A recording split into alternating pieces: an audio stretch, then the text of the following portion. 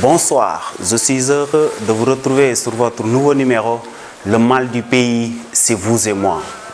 L'énigme Karim Wade, nous dit Jeune Afrique. Après 38 mois d'emprisonnement, Karim Wade est sorti de prison le 23 juin 2016 par une grâce présidentielle.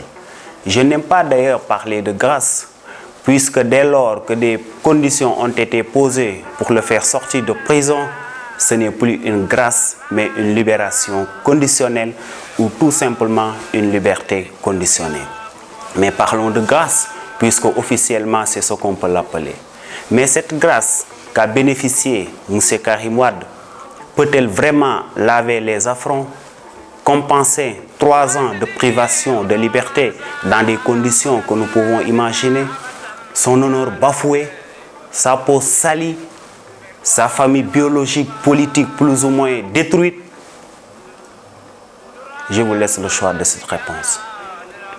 Cette affaire de Karim Wade a fait couler beaucoup d'encre et de salive.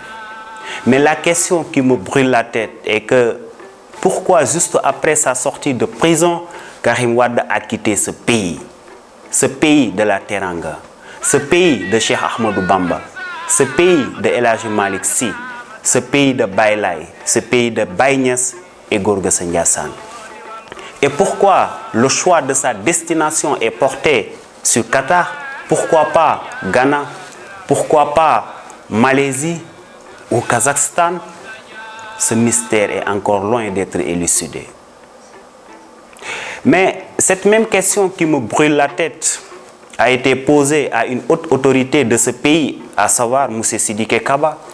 Il a répondu: une fois gracié, Karim Wade est libre d'aller où il veut, au Sénégal ou ailleurs. Et si vous voulez savoir où il se trouve, allez lui poser la question. En d'autres termes, ce qu'on peut comprendre dans ces dits, c'est qu'il n'en sait rien et il n'est pour rien. Et vous croyez vraiment à ces déclarations? Permettez-moi de hausser les épaules. Il n'y a absolument rien de tout cela. Et je vais vous expliquer pourquoi. Retenez bien. Avez-vous une fois vu dans le monde ou lu dans l'histoire du monde un prisonnier gracié, un agent de l'État, plus précisément du ministère des Affaires étrangères, équipé d'une valise métallique imposante, trouve ce prisonnier dans la prison et dans quelques minutes lui fait un passeport diplomatique? Et le véhicule 4x4 aux vitres teintées de ce directeur d'arrêt et de correction conduit ce prisonnier jusqu'à l'aéroport. Après avoir fait un passage chez Madické Niang pour y trouver le fils aîné du khalife général des Mourides. Et une fois à l'aéroport, comme vous le savez, il y a la police et la gendarmerie. Et en tout cas pour les formalités du voyage. Et ce monsieur a été escorté jusqu'à la passerelle de l'avion. Et à l'intérieur de cet avion, il y trouve un grand monsieur, le procureur général du Qatar. Regardez bien ce scénario. De la prison jusqu'à l'aéroport, ce monsieur a été accompagné par les agents de l'État. Donc ce qui veut dire que de sa sortie de prison jusqu'à l'aéroport, tout était sous le contrôle de l'État. Et en dépit de tout cela, un ministre qui porte la parole du gouvernement veut faire savoir au monde entier que l'État n'en sait rien. Ça, c'est insulter l'intelligence des Sénégalais. Et ce monsieur d'ailleurs est allé plus loin en déclarant que 50 milliards de nos francs CFA ont été récupérés. Ce n'est pas de cette manière que fonctionne l'État. Si 50 milliards de nos francs CFA ont été récupérés, ça passerait par l'Assemblée nationale, par une loi de finances rectificative, et on met cet argent dans un budget.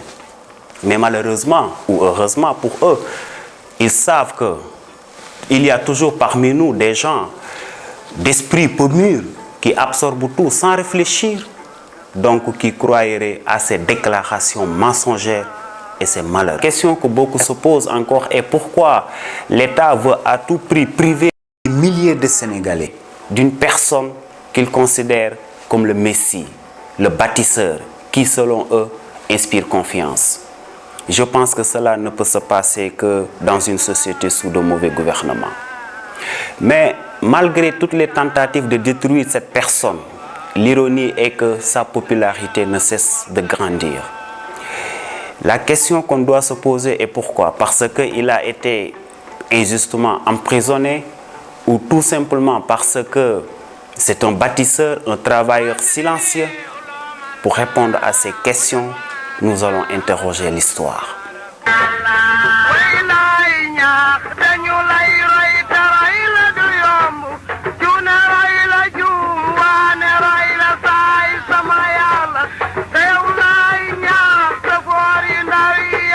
Cela faisait 2 longues années avec la disparition de Air Sénégal International que la ligne Dakar-Ziguinchor était interrompue.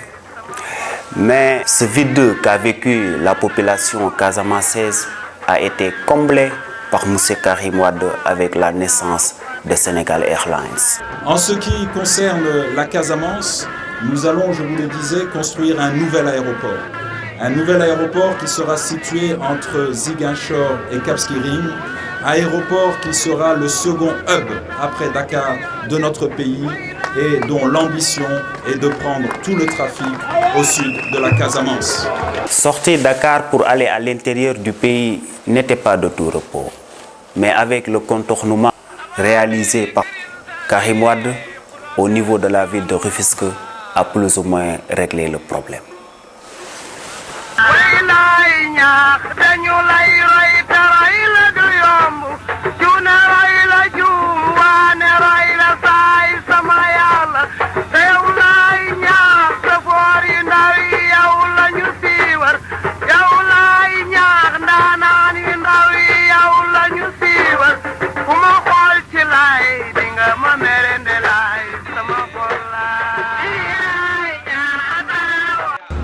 Mais la transparence également, nous l'avons voulu dans le recrutement.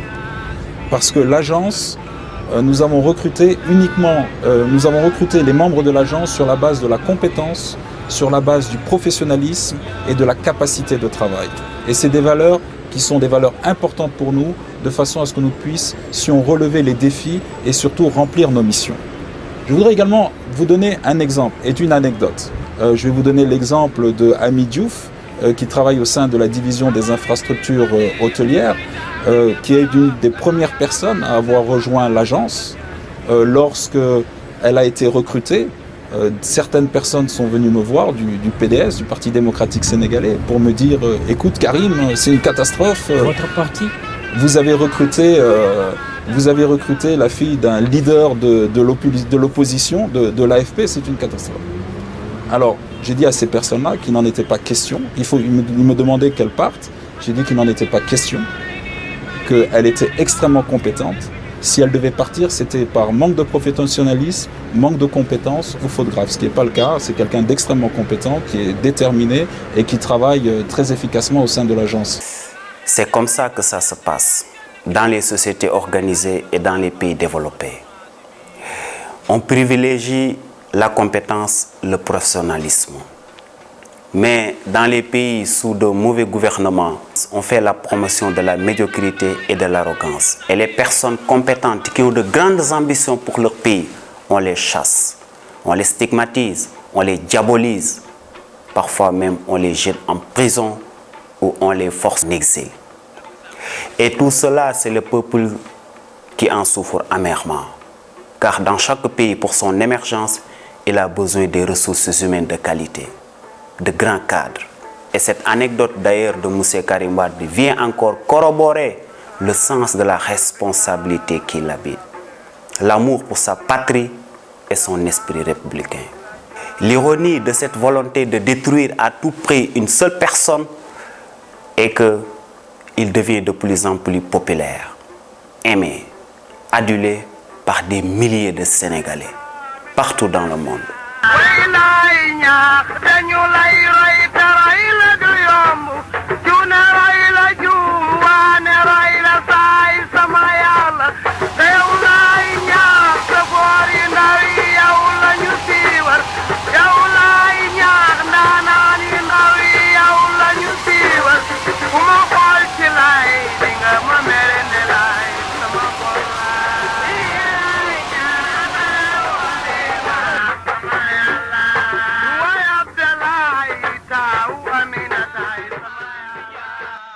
un calvaire pour tout un peuple, pour punir un seul homme.